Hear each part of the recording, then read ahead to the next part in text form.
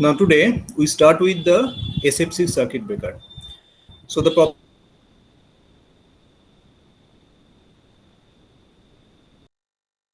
property of the SFC circuit breaker is gas, and it has a very large molecule, this SFC gas. So now during the uh, when the contacts just going to separate, these are the medium between the two contacts are getting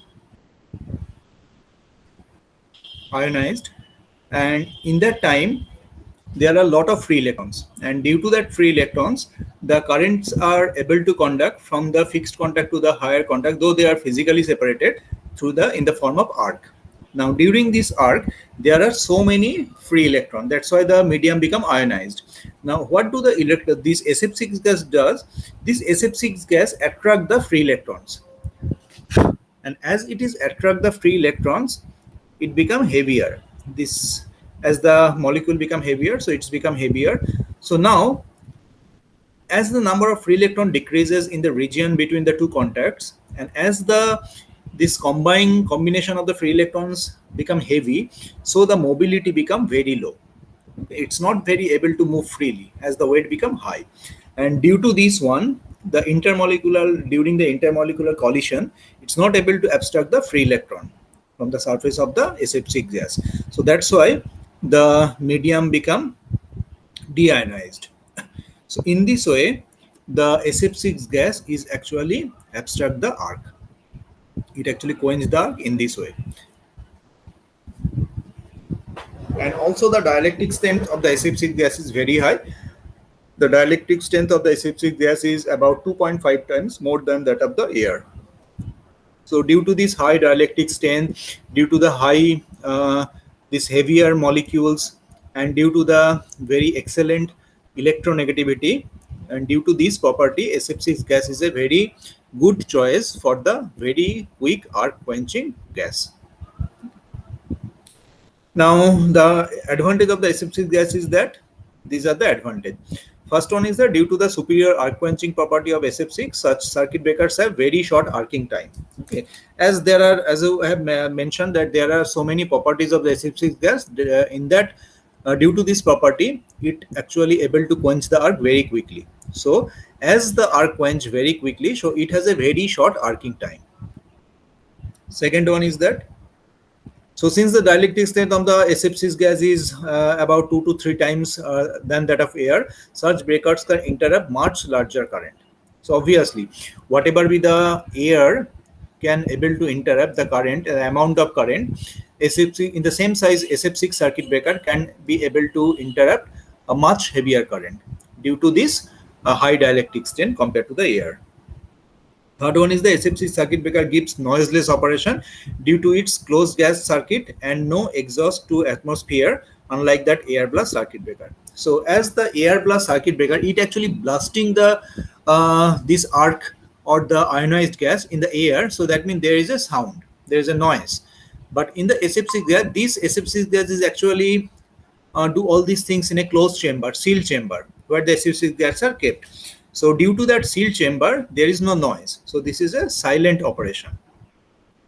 So the closed gas enclosure keep the interior dry so that there is no moisture problem. So obviously, due to the moisture, it becomes more ionized. The air become more ionized. Very easy to ionize the air in the presence of the moisture. And as the SF6 is kept in a sealed chamber, so that's why there is no moisture problem. Fifth one is that there is no risk of fire in such breaker because SF6 gas is a non-inflammable. So this is again a very great property of the SF6 gas among with the electronegativity property. So this SF6 gas is a non-inflammable gas, and as the SF6 gas is non-inflammable, there is no risk of fire hazards compared to the oil circuit breaker, because there is always a fire hazard in the oil circuit breaker. The oil very soon catch the fire and it may be explode, but there is no risks, this type of risks in the SF6 circuit breaker. So 6, there are no carbon deposits, so that tracking and insulation problems are eliminated. So obviously, due to when something is, because there are so much heat is generated during the arcing, and it can melt the contacts and carbon may be deposited, and when the carbon is deposited, as you know, carbon is a conducting material, so insulation problem may be there. But in that case, as there is no such things occurs inside this sealed SF6 chamber, so there is no insulation property and cracking problem. So SF6 breaker have low maintenance cost, high foundation requirements, so light foundation requirements and minimum auxiliary requirement is there. So as the size is lowest, the foundation requirement, that means to establish the circuit breaker, is low. So that means we can install the circuit breaker inside a closed room. So that means the in-house substation. So in-house substation means this concept is now coming in the India also, that in a multi-storied building where the power requirement is very high, we cannot get the power simply from the roadside transformer. So we require to put some transformer inside our things to increase the power requirement, to meet the power requirement in that multi-storied building or in a shopping mall. So that's why we need to establish a substation. Okay. And as the circuit breaker, SF6 circuit breaker, the size is small, this is a noiseless operation, there is no fire hazards, so very light foundation is required to establish this one. So we can easily install a substation, very small substation inside that premises only to cater the load demand. And lastly, since SF6 breakers are totally enclosed and sealed from the atmosphere, there are practically suitable for where explosion hazards are exist, like the coal mines. So inside this one, where if you just put a fire, then fire hazards may be there in that hazardous area, we can easily install the SF6 circuit breaker there, because there is no such problem exist. Okay. So these are the SF6 circuit breaker compared to the oil circuit breaker and the air circuit breaker. So due to this advantage, most of the circuit breaker in India now replaced by this SF6 circuit breaker. So obviously, as the advantages are there, some of the disadvantages is also there. So disadvantage of the SF6 circuit breaker are, first one is the SF6 breaker are costly due to the high cost of the SF6. So we require to put the breaker contact inside the SF6 gas, sulfur hexafluoride gas, and this sulfur hexafluoride gas is costlier compared to the oil or the air like this one. So the cost of the breaker is high compared to the other types of the breaker. And number two, since SF6 gas has to be reconditioned after every operation of the breaker, so additional equipment is required for this purpose, and some cost is also required. Cost is also involved in this particular purpose. What is the meaning of this point number 6? As I mentioned, SF6 is a highly electronegative gas. It can attract the free electrons. So when the medium between the contacts become ionized, so there are a lot of free electrons, and due to that lot of free electrons, the arc will persist from the free contact, from the fixed contact to the moving contacts. Now in that time, as the surrounding medium is the SF6, so SF6 gas abstract these free electrons and they recombine with the free electrons, and as the molecule become heavier, so the mobility become low, and as the mobility become low, the kinetic energy is not able to abstract the free electrons further, so the arc is quenched. Now after it abstract the free electrons, we need to recondition the gas again to maintain the electronegativity property. Otherwise, in the next operation, if we not change the gas, then in the next operation it may not be abstract that amount of free electrons, and after few operation it is not able to abstract a single electron because all the electrons are already attracted. So that means after every operation, to make the things accurate, we need to recondition this SF6 gas. Recondition means we need to make again abstract the free electrons from this SF6 gas, and we need to make it a very good electronegative gas. So to maintain this property, additional equipment is required, and obviously the cost is required. So these are the disadvantages of the SF6. Obviously in India, the main thing is that related to the cost. This is actually not the superior disadvantage of the thing. This is only related to the cost, and whatever is related to the cost in India, we can say it is disadvantage. Okay, unfortunately, obviously. But this SF6 has so many other advantages also. That's why most of the breaker in India now replaced by this SF6. This is the application of the SF6 gas, as it has a very good arc quenching property. So we can dealing with the currents up to 60 kiloampere in the voltage range of 50 to 80 kilovolt. The number of units are connected. This is actually the this interrupter. Interrupter means one small chamber is there. So inside this chamber, the arc quenching is actually taking place. So this interrupter has the property to handle with the 60 kiloampere up to 60 kiloampere of current and the voltage with the range of 50 to 80 kilovolt. Now, if the more amount of current required to be interrupted and more voltage required to be handled, then obviously you need to connect some series of this interrupter to make that amount of voltage. So this is the application of the SF6. And now in the pictorial view, how inside the SF6 breaker all these things are quenched, the arc is quenched. Here you see this one is the interrupter. Let me show you. This one is actually the interrupter. Only this small portion is called the interrupter. And inside this interrupter, this is a sealed chamber filled up by the SF6 gas. And inside this one, the two contacts are connected. This is the fixed contact. This one is the fixed contact. This is the moving contact. Now there is a bridge. This is the contact bridge. So using this contact bridge, the two contacts are connected, so that current is able to travel from the fixed contact to moving contact during the normal operation.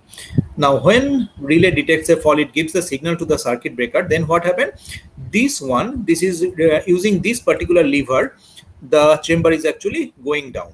Now, when the chamber is going down, you see this is one piston and the piston is fixed in this particular position.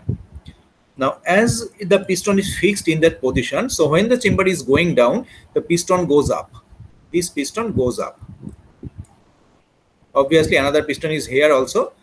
These are actually linked. Okay, so there is no lever, so that's why actually this is the main lever and these two pistons are linked. So when one piston is moved up in the other chamber, the other piston is also moved up. When the piston is moved up, the SF6 in this particular position is actually compressed. These are actually filled up by the SF6 and this SF6 is compressed when the chamber is moved down. Now, when the two contacts, you see now in the figure number 3, this is the figure number 3. So in the figure number 3, you see that the contacts are physically separated. So the contacts are connected using this bridge. Now the bridge is physically separated and the arc is starting. This is the arc. So arc is starting and the SF6 in that both the chamber, means this chamber and that chamber, are now highly compressed due to the piston position. And this compressed gas is now blasted through the small channels. So these are the channels. So through this channel, the SF6 is blast the arc. It is actually phase the arc through this particular chamber, through the particular channels. And now using this property of the SF6, the arc is quenched very quickly.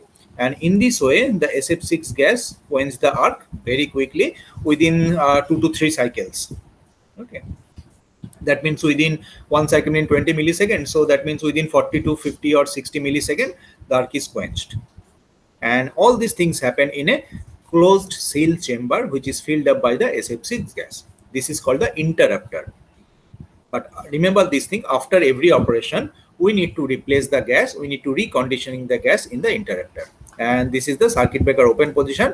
As all these things is gone, so this one is the arc is actually gone and the current is finally interrupted. Okay, so this is the operation of the SF6 circuit breaker. And this is the path for the gas flow. This is the path for the gas flow.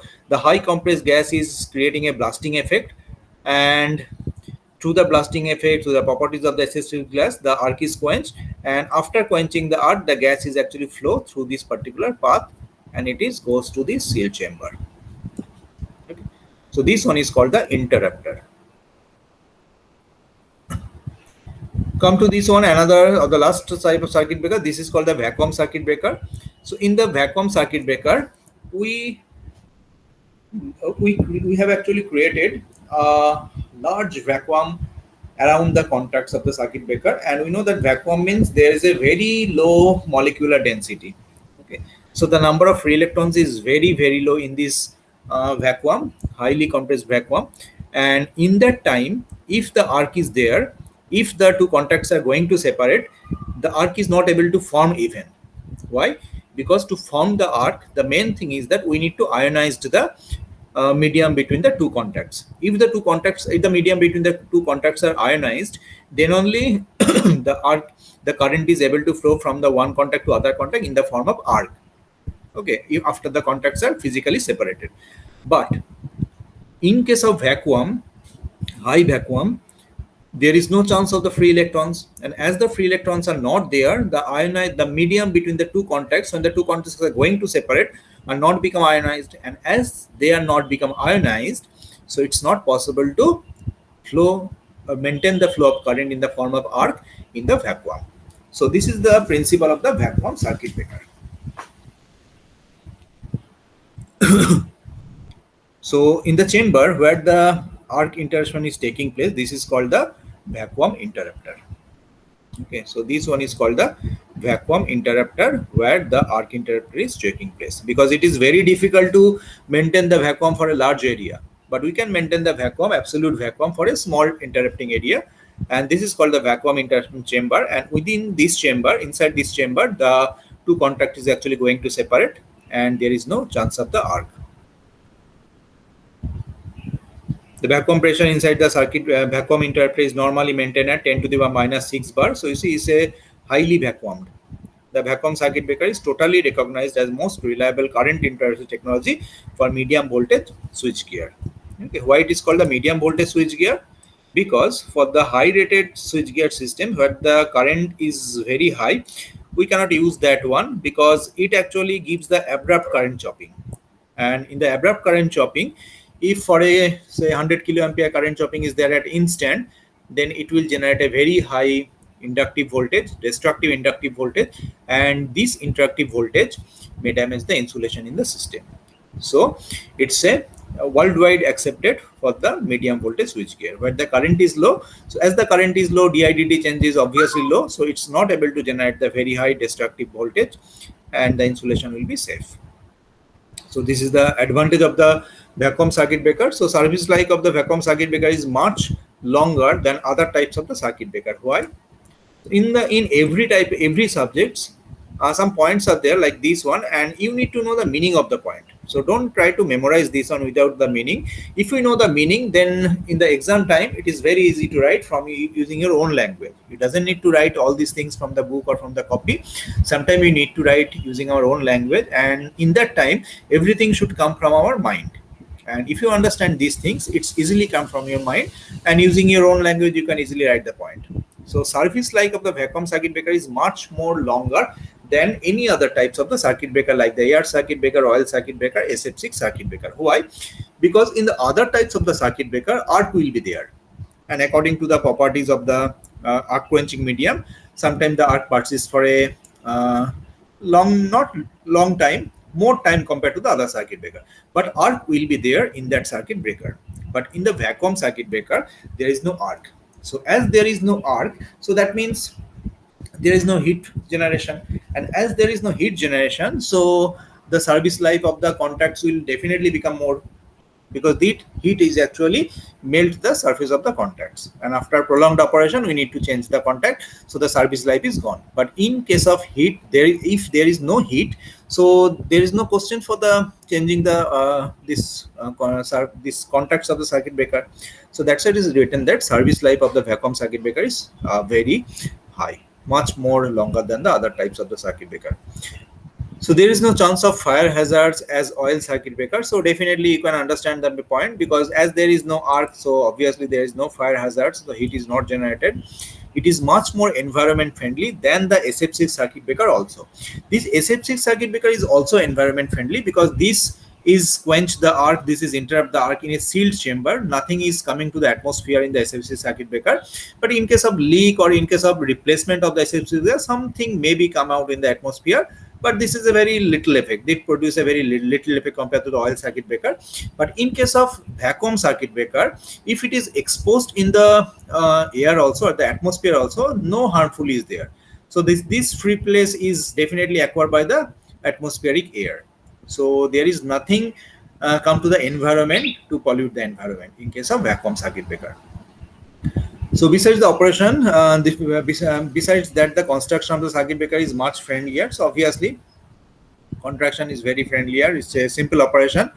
Nothing is required. Only we need to produce the absolute vacuum. This is the only one problem in the vacuum circuit breaker. We need to maintain that, obviously. So replacement of the vacuum interrupter is much more convenient. So obviously, after the operation, we need to means after some time we need to replace the interrupter.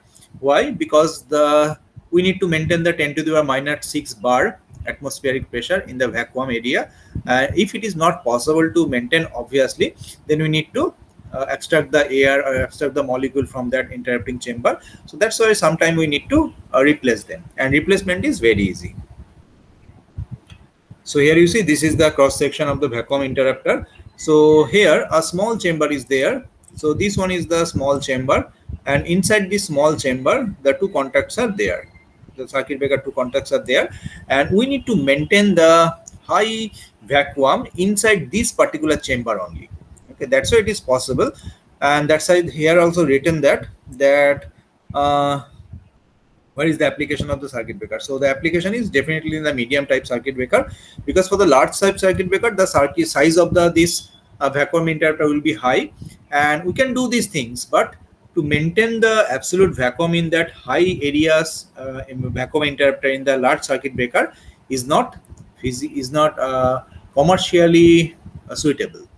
Okay, whatever we are getting from the circuit breaker operation, and we need to pay more to make it vacuum. But for the small chamber it is obviously suitable and commercially viable, also commercially advantage also, to make the vacuum in a small area.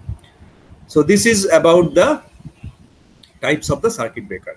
So in your syllabus there are 4 types of the circuit breaker based on the arc interrupting medium only, because we can categorize the circuit breaker in so many ways, but in your syllabus we need to categorize only based on the arc interrupting medium. Okay, and here we can see that we can use the simple air circuit breaker, air blast circuit breaker, oil circuit breaker. And in case of oil circuit breaker there are 2 types. One is the bulk oil circuit breaker, and another is the minimum oil circuit breaker, then the SF6 circuit breaker, and at last the vacuum circuit breaker.